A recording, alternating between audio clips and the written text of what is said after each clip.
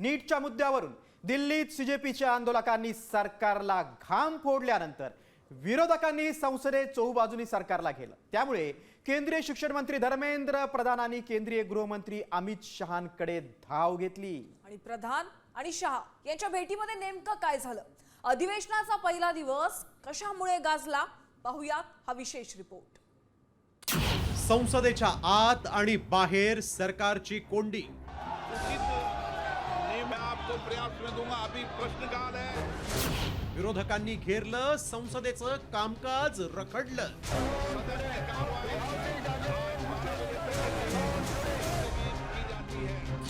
धर्मेंद्र प्रधानांच्या राजीनाम्यासाठी दबाव वाढला।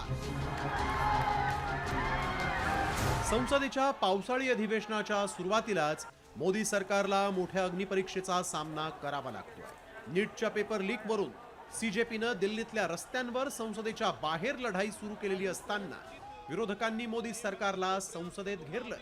अधिवेशनाच्या पहिल्याच दिवशी याची झलक विरोधकांनी दाखवून दिली। केंद्रीय शिक्षण मंत्री धर्मेंद्र प्रधान यांच्या राजीनाम्याच्या मागणीसाठी विरोधकांनी आक्रमक पवित्रा घेतला। त्यामुळे लोकसभा आणि राज्यसभेचं कामकाज वारंवार स्थगित करावं लागलं।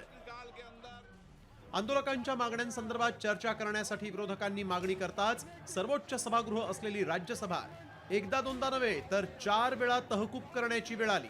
अखेर विरोधकांचा गोंधळ वाढल्यानंतर दिवसभरासाठी राज्यसभेचं कामकाज स्थगित करण्यात आलं, तर लोकसभेतही विरोधकांनी गोंधळ घातल्यानं 5 वेळा लोकसभा तहकूब करावी लागली। तरी देखील विरोधकांच्या प्रचंड आक्रमक बाण्यामुळे शेवटी लोकसभेचं कामकाजही उद्यापर्यंत स्थगित करण्याची वेळ आली। मोदी ने कहा था कि हिरासत से प्रेरणा लेकर सभी मान्य सदस्यों को उचित नियम मैं आपको प्रयास में दूंगा। अभी प्रश्नकाल है, प्रश्नकाल के अंदर नारेबाजी करना, तख्तियां लहराना उचित नहीं है। प्रश्नकाल नहीं चलाना चाहते, चर्चा नहीं करना चाहते, सदन की कार्रवाई आज 12 बजे तक के लिए स्थगित की जाती है। लाखों बच्चों की जो भविष्य है उनके भविष्य के बारे में मैं बात कर रहा हूं और उसके लिए आज यहाँ जंतर मंतर पे हजारों बच्चे वहां पर आए हैं।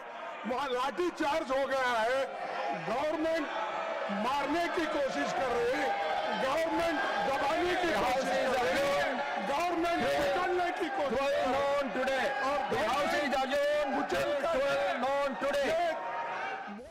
नीट पेपर लीक आणि प्रधानांच्या राजीनाम्याच्या मुद्द्यावर एकत्र झालेल्या विरोधकांचा रुद्रावतार पाहिल्यानंतर सरकारनं तिढा सोडवण्यासाठी हालचाली सुरू केल्या आणि त्यानंतर धर्मेंद्र प्रधान केंद्रीय गृहमंत्री अमित शहा यांच्या भेटीसाठी दाखल झाले। त्यामुळे प्रधान यांच्या राजीनाम्यासाठी हालचाली सुरू आहेत की काय याचीही चर्चा सुरू झाली। त्यामुळे विरोधकांनीही हा प्रधानांच्या राजीनाम्याचा मुद्दा लावून धरला होता।